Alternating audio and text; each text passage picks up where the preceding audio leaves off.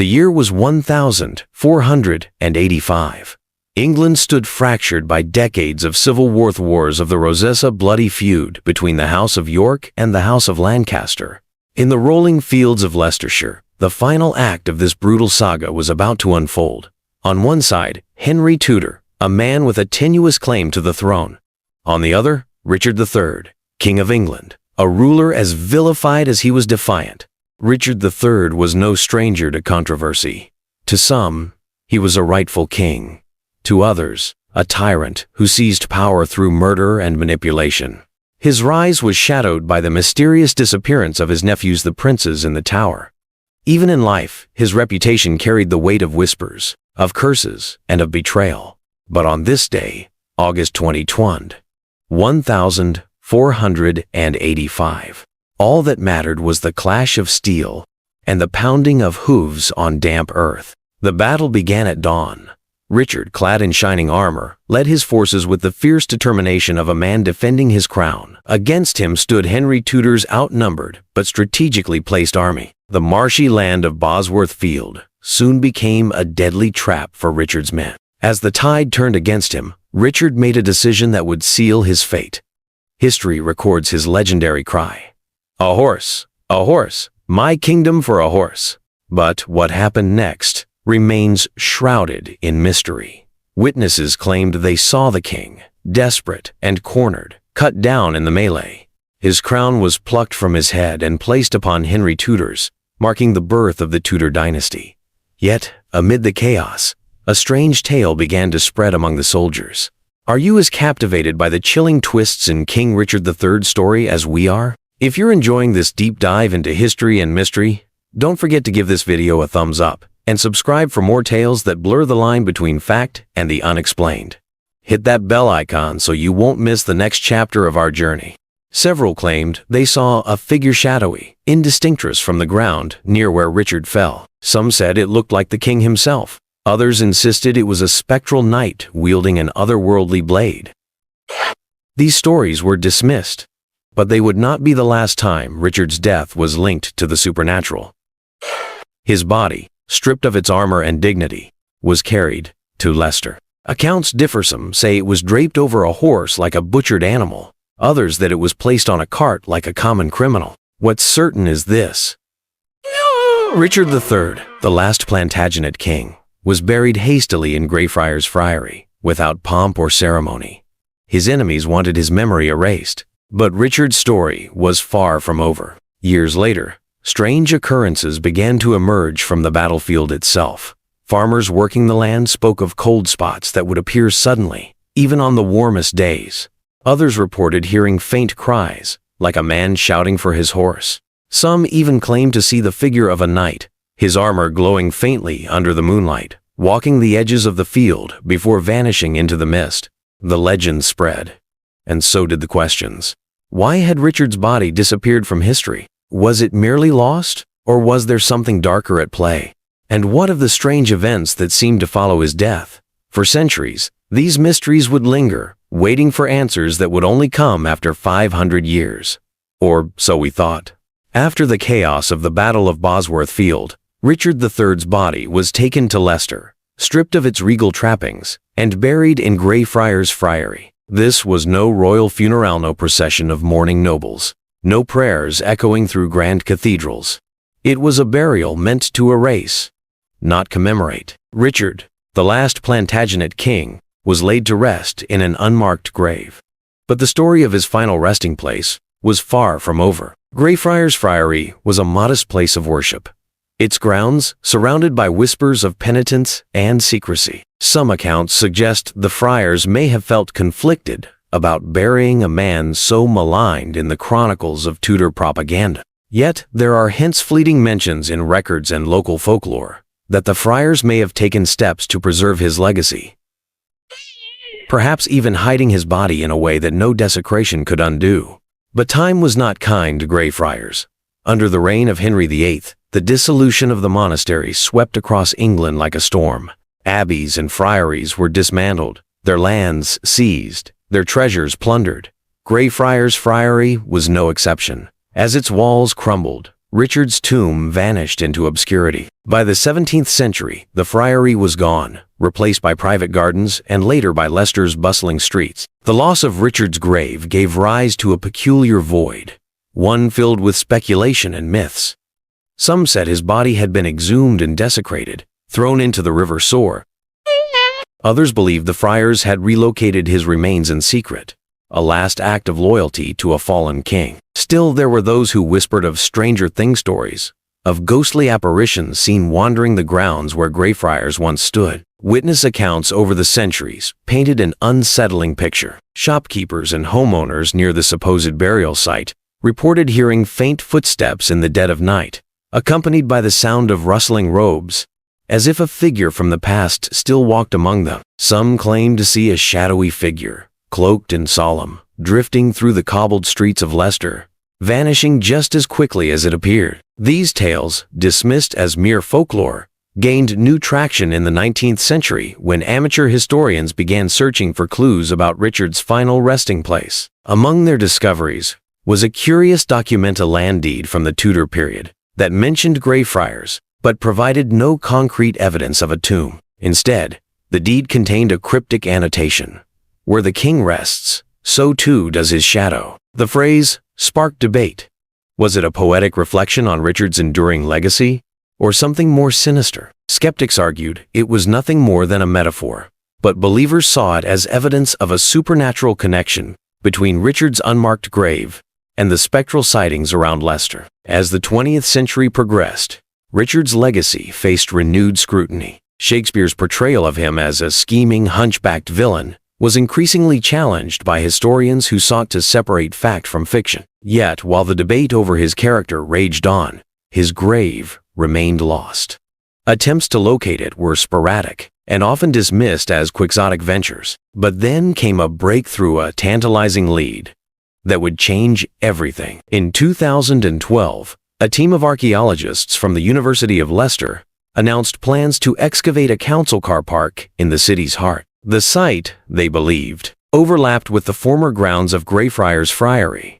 Initial skepticism was palpable. How could a car park, paved over decades ago, hold the answer to a 500-year-old mystery? The excavation began with little fanfare, but almost immediately, the team encountered anomalies. Workers reported strange sensations as they unearthed layers of soil chills running down their spines, the feeling of being watched. One excavator claimed to hear faint murmurs coming from the earth, though no source could be identified. And then, on a cloudy September morning, they uncovered a skeleton.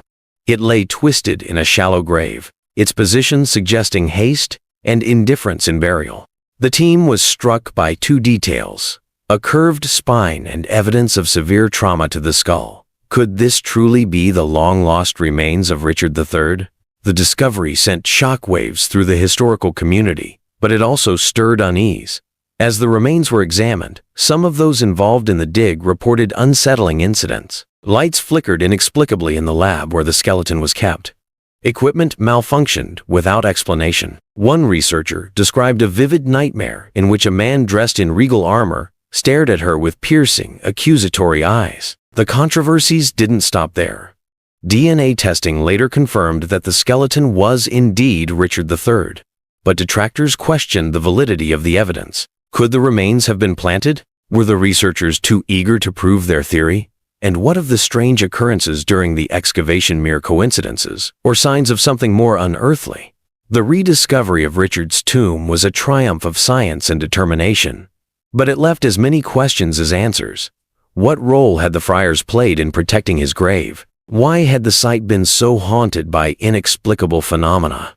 And, most chilling of all, what force, if any, had guided the archaeologists to find him after centuries of silence? The rediscovery of King Richard III's remains should have been a moment of unmitigated triumph, a union of historical inquiry, archaeology, and science, unraveling one of England's most enduring mysteries. Yet, as the dust settled, a darker narrative began to emerge, one that would cast a shadow over the triumph. For the team that unearthed him, it became increasingly clear that Richard's story was not over, and neither was his influence. The scientific world lauded the excavation, with headlines across the globe proclaiming the remarkable find.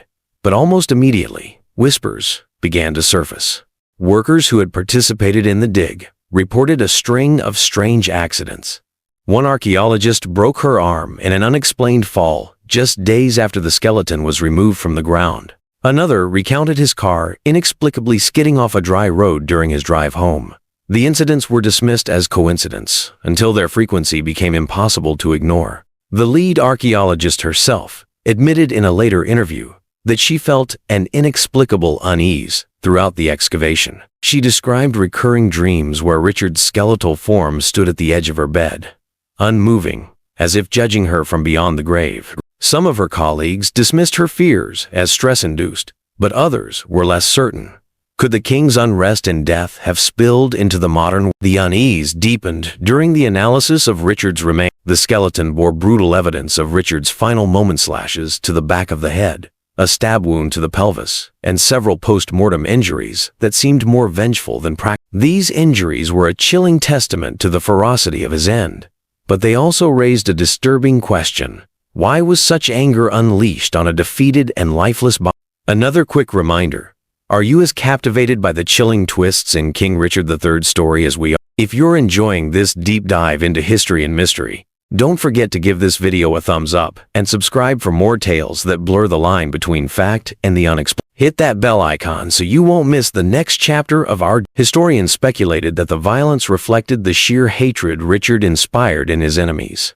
But some began to entertain another theory, one that defied conventional understanding. What if Richard had cursed those who wronged him, ensuring his suffering would echo across generations? The idea, though ridiculed in academic circles, resonated deeply with those who had experienced the strange phenomena surrounding the excavation. The so-called rediscoveries curse gained further traction when an employee of the University of Leicester reported an incident that sent chills through the local community. Late one night, as he was cataloging artifacts from the dig, he heard the faint sound of a horse's whinny echoing through the quiet halls of the university. At first, he dismissed it as a trick of the mind, but the sound grew louder, accompanied by what he described as the faint clinking of armor. When he turned, he swore he saw a figure partially obscured, as if caught between worlds standing in the shadows. The figure vanished before his eyes, leaving behind only an overwhelming sense of dread. As news of these strange occurrences spread, skeptics dismissed them as fabrications or exaggerations fueled by the media's hunger for drama. But those closest to the excavation knew otherwise. Even the archaeologists who had initially dismissed the reports began to privately admit to oddities they couldn't explain. Flickering lights, sudden chills, and a persistent feeling of being watched. Adding to the controversy, a historian working on the project unearthed an ancient document buried deep within Leicester's archive. It was a handwritten account from a 16th century monk who claimed to have been haunted by Richard's ghost. The account described the king's restless spirit wandering the ruins of Greyfriars Friary, lamenting his betrayal and demanding justice for his lost dynasty. The monk warned that anyone who disturbed the king's grave would awaken his fury. This discovery fueled public fascination and debate. Some argued the monk's account was fabricated, a Tudor-era attempt to further malign Richard's. Others saw it as chilling confirmation that Richard's spirit had never truly been at rest. The tension between these perspectives created an atmosphere of unease that seemed to permeate every aspect of the rediscovery. Then came the most shocking twist. During the reburial ceremony in 2015, held at Leicester Cathedral, attendees reported feeling an overwhelming heaviness in the... Several guests claimed to hear faint whispers emanating from the casket, though no source could be identified. A power outage briefly plunged the cathedral into darkness, casting a surreal pall over the proceedings. While officials blamed faulty wiring, many attendees were convinced it was a sign either of Richard's displeasure or of forces beyond comprehension. The curse's legacy extended far beyond the cathedral. Those involved in the rediscovery found their lives marked by misfortune. Some fell ill without explanation. Others faced sudden career setbacks. Even the lead archaeologist, once celebrated for her role in the excavation, withdrew from public life, citing an unshakable sense of dread that had plagued her since the... Yet, despite the eerie events and ongoing controversies, The rediscovery of Richard III irrevocably reshaped our understanding of history. It illuminated the man behind the myth, challenged centuries of Tudor propaganda, and forced the world to confront uncomfortable questions about legacy, justice, and the power of the past to reach into. But as the last Plantagenet king was laid to rest once more, one question lingered. Had they truly put his spirit to rest, or had they merely stirred a force that would not be silent? As the dust settled on King Richard III's reburial, the world might have expected his story to finally reach its conclusion. But the events that followed suggested otherwise. If anything, the rediscovery seemed to have reignited the debate over his legacy, the mystery of his life, and the unresolved tensions surrounding his. Was the king truly at rest, or had his reckoning only just? In the years after his reinterment, Richard III became a symbol of the unending battle between historical truth and political propaganda. Scholars continued to argue over his motives, his rule, and his role in the Wars of the Roses. Some hailed him as a misunderstood reformer whose legacy was cruelly distorted by the two. Others painted him as a manipulative tyrant whose deeds justified his grim fate. But beneath these debates, a more haunting question lingered. Was his rediscovery a victory for history, or a warning from the past? The supernatural rumors surrounding Richard's remains refused to fade. Locals near Leicester Cathedral spoke of an unexplainable chill that often hung in the air, particularly around the king's final resting place. Security footage from the cathedral captured strange occurrences, lights flickering without cause, shadowy figures appearing for split seconds before vanishing. Some dismissed these as technical glitches, but others believed them to be evidence that Richard's spirit was still present, watching. And more unsettling were the personal accounts from those who had attended the reburial.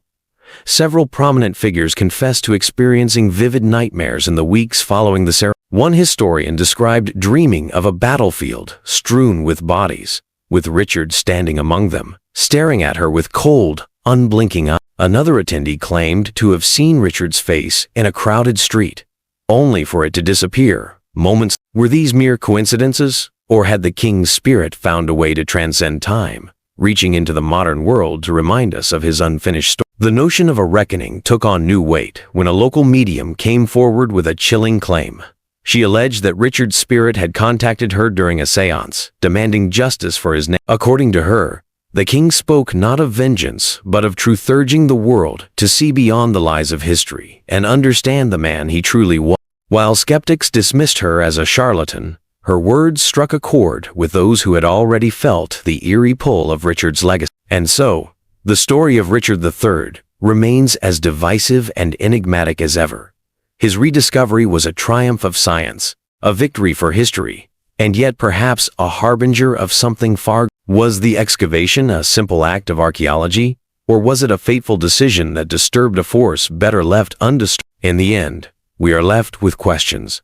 Richard III's legacy lies not only in the facts unearthed from beneath that Leicester parking lot, but in the mysteries that still surround. Was he a hero or a villain, a victim or an architect of his own downfall? And most intriguingly of all, does his spirit rest peacefully beneath the stones of Leicester Cathedral?